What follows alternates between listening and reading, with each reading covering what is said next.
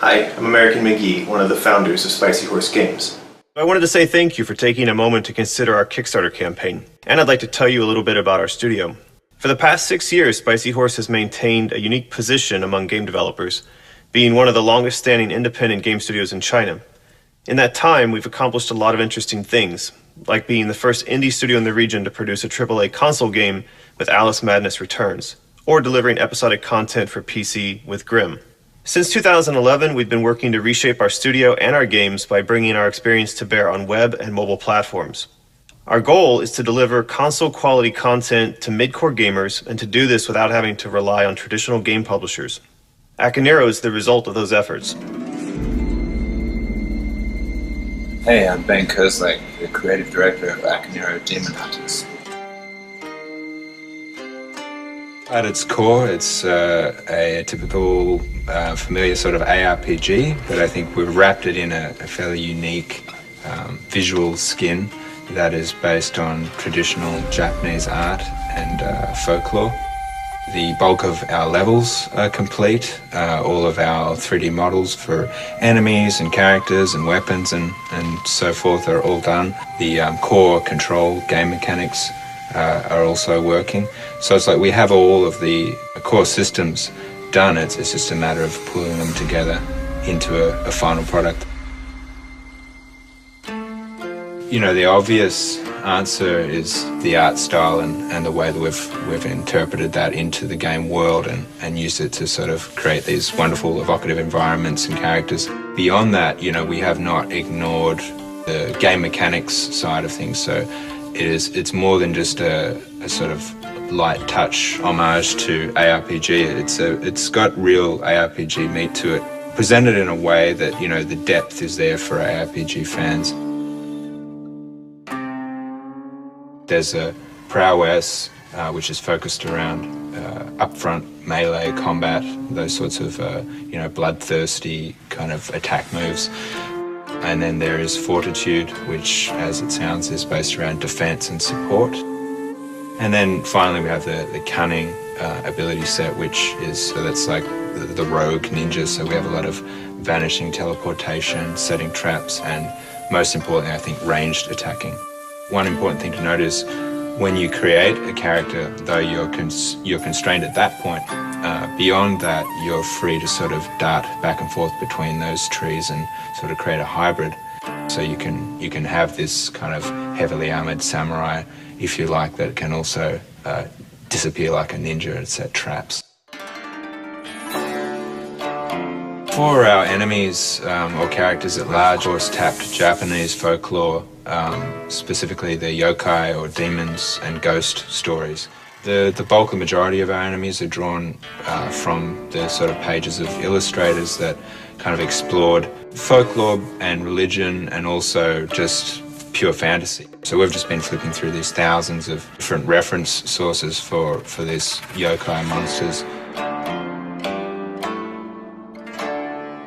We have 100 visual templates for weapons, but each one of those can have a broad range of random stats applied, 3 different properties that affect you know, the weapon's performance and stat bonuses and so on. We have a wide set of Japanese-style weapons, so all your samurai and ninja. For armor sets, we have 3 pieces visible on the body, and that's primarily how you customize your shape and character style. And we have a really broad range, so I mean, we have everything again from samurai and monk right up to sort of more typical Western ranger stuff. You can pretty much create any kind of hunter that you'd like.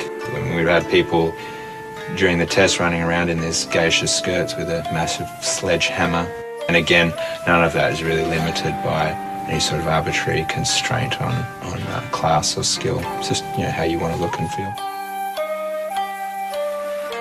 They are kind of like these cute little sidekicks based on Japanese kind of totemic spirits. So use them to provide a passive buff that's quite powerful to the player. So you can choose a pet that sort of suits your play style. We wanted to be able to provide a way for you to interact with your friends even when they're not online. So through summoning an ally, it's sort of like summoning the kind of ghost or imprint of one of your fellow hunters. Completing missions with this ally means that, you know, the experience and reward will be shared automatically. We have talked about like everything we have, you know, in front of us now in the game, which is a good deal of content and mechanics finished and available now. People are playing it in closed beta and enjoying it. But, you know, the vision for the game goes beyond that, I think, in where we want people to and how we want people to be able to play the game. We would love to be able to use the back of funding to release a proper Android version with a tailored UI system. You know, if we could devote some more resources to, there's no issue about providing it. We know the game runs there, and we designed you know, the art or the technical side of things so that there would be very little issue and overhead.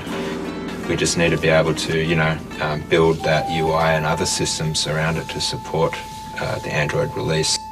If we're able to devote dedicated resources to the Android version, it also, you know, reflects well back on the PC version. One of the other big things that we'd be able to and really need and want to add is multiplayer, proper multiplayer. Everyone wants this, you know, that's one of the most common feedback we've had from our audience. So I think, you know, hopefully some of that audience, some of those people who've asked those questions will be amongst the first backers for that, and show us that you want it and we can provide it. And again, you know, that would be something that we can provide cross-platform. Well, you've heard from Ben what we've accomplished so far, but our ambitions far exceed what we can do on our own. That's why we've put together this campaign. With your support, we can go further, deliver more content, include multiplayer support, and publish to even more devices and platforms. And your support will validate independent development of unique content for platforms that are not controlled or dominated by the established publishers. I sincerely hope you'll support Akaneiro. In doing so, you'll help maintain an independent developer in a unique part of the world, and you'll become part of the Order of Akaneiro, helping to fight demons in whatever forms they might take. From the entire team here at Spicy Horse, thank you for your consideration.